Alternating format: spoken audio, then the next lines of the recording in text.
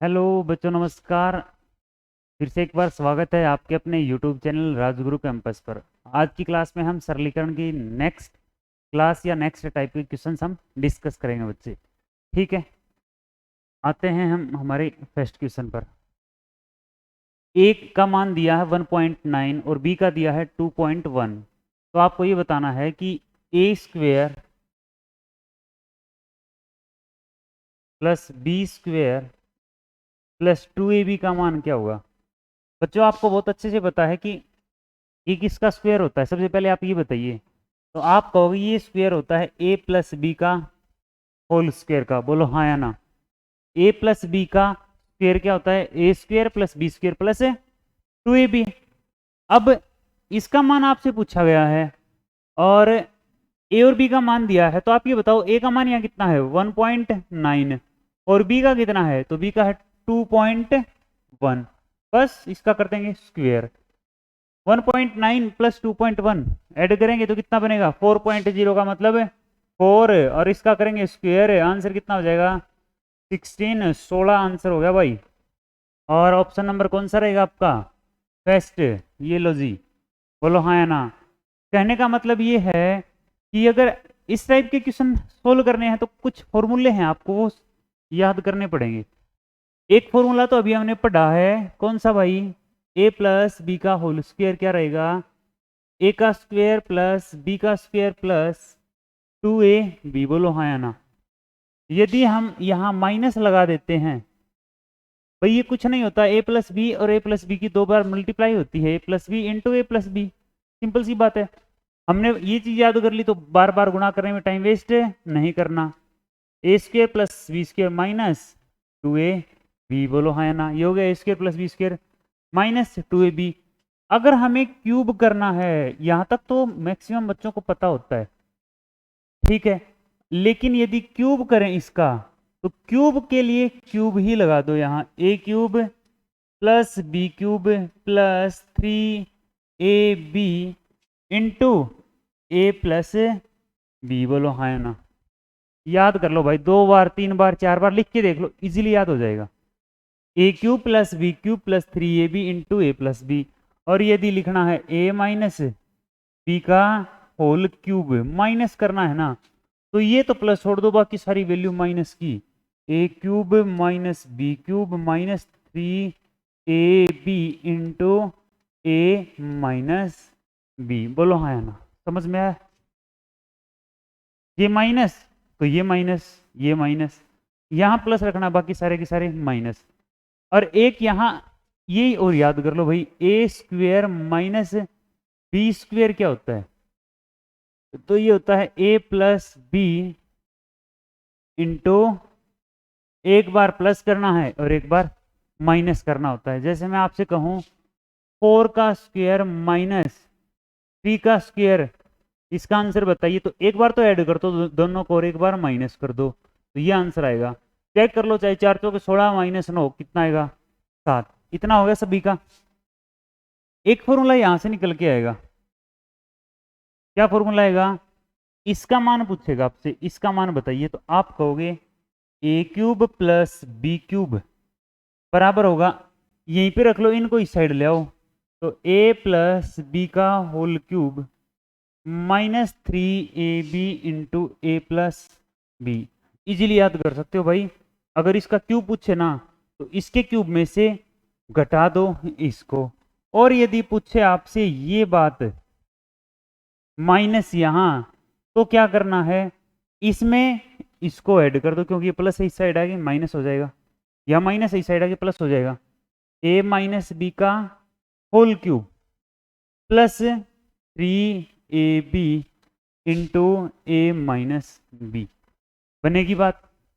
दो फॉर्मूले और याद करने हैं आपको। कौन से? इसी को यदि देखो, अगर इसी को मैं अच्छे से सोल्व करूंगा ना, तो एक फॉर्मूला निकल के आएगा। यहां से क्या आएगा? याद कर लो भाई, ये यहां काम आएगा अब आगे क्वेश्चंस में। सॉरी, स्क्वायर नहीं करना था, यहां क्यों कर दिया भाई? किसने कहा रे? ए प्लस बी का स्क्वायर नहीं करना, इतना ही रखना है। अगर इसका मान निकालना है, ध्यान से देखना, तो a plus b into a square plus b square minus a b, ये फॉर्मूला आगे आपको मैं पूछूंगा बार बार, ठीक है।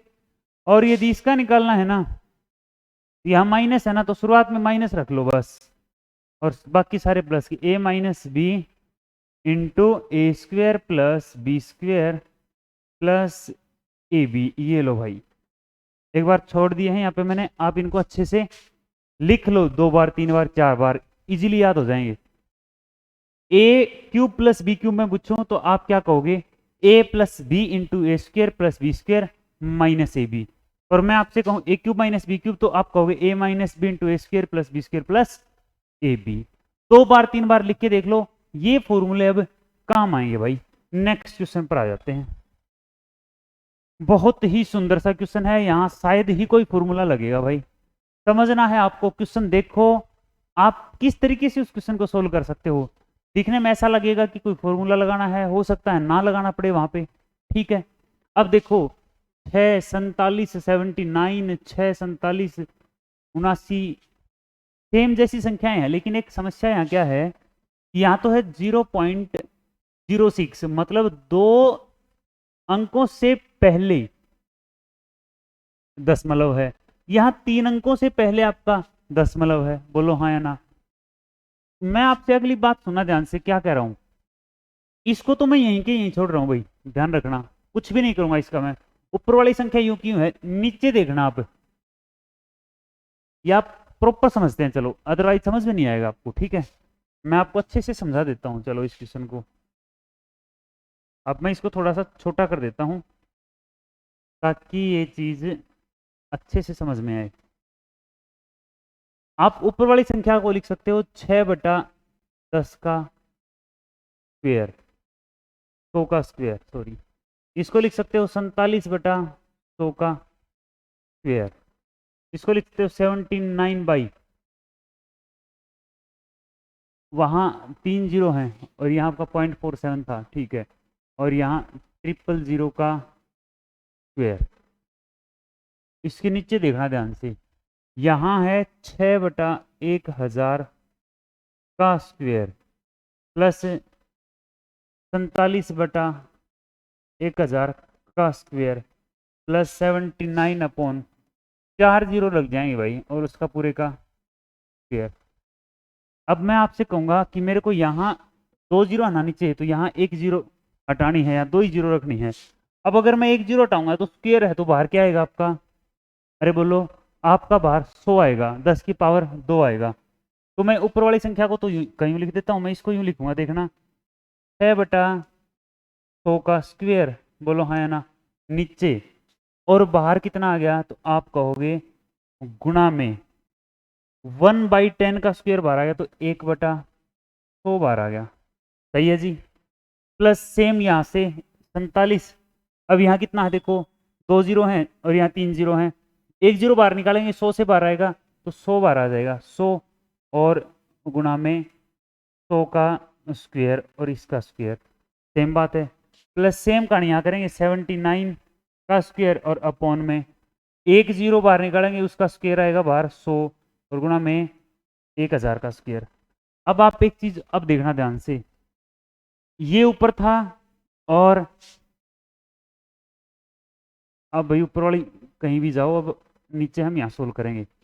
अब ये पूरी की पूरी संख्या है ना, मैं समझता हूं कि ये यहाँ पर आ गई, ठीक है, यहाँ पर आ गई, और इसके नीचे कौन आएगा, देखो 1/100 सभी में है, तो मैं यहाँ लिख देता हूँ 1/100 कॉमन ले लिया मैंने, और नीचे जो बच गया ना 1/100 यहाँ से आ गया, यहाँ से आ गया, यहाँ से आ गया, तो नीचे 6/100 का स्क्वेयर प्लस 47 का स्क्वेयर बटा 100 का स्क्वेयर प्लस 79 का स्क्वेयर अपॉन 1000 का स्क्वेयर।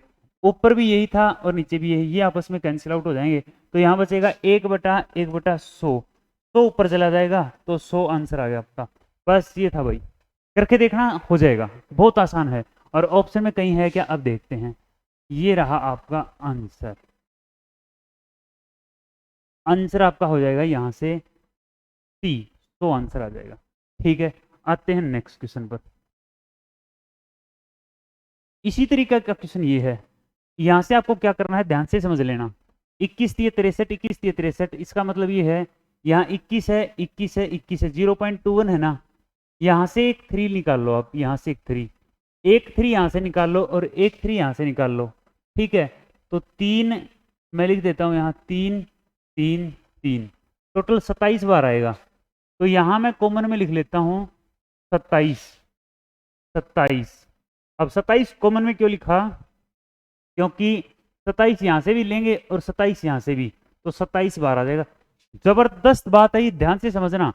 कुछ ऐसा है यहाँ पे, मैं आपसे कहूँ 2 गुणा 4 गुणा 6 गुणा 8 गुणा 10 और प्लस 12, क्या कॉमन लोगे? तो आप ऐसा कभी मत करना कि सर 2 इसमें से कॉमन ले लें, 2 इसमें से, 2 इसमें से, टोटल 2 ही कॉमन आएगा बच्चे, 2 कॉमन नहीं आएगा। यदि इसके अंदर से आपको कुछ निकालना है ना, तो 1 2 यहाँ से, 1 यहाँ से, 1 2 यहाँ से, 1 2 यहाँ से, तो 1 2 3 4 5, 2 की पावर 5 बार आएगी। यही काम मैंने यहाँ किया है, 3 की पावर 1, 3 की पावर 2 और 3 की पावर 3, टोटल 12 आ जाएंगी। तो 3 की पावर 3 कितनी होती है? 27 होती है, ठीक है। बोलो हाँ या ना। अब इस बात को समझो, 2 की पावर 5 और अंदर कौन बच गया? 1 2 3 4 5 और प्लस 12। अब अगर मान लो यहाँ भी आपका 2 की पावर 5 होता, तो मैं 2 की पावर 5 2 की पावर 5 सारे में से कॉमन ले लेता, ऐसा मैंने यहाँ किया है।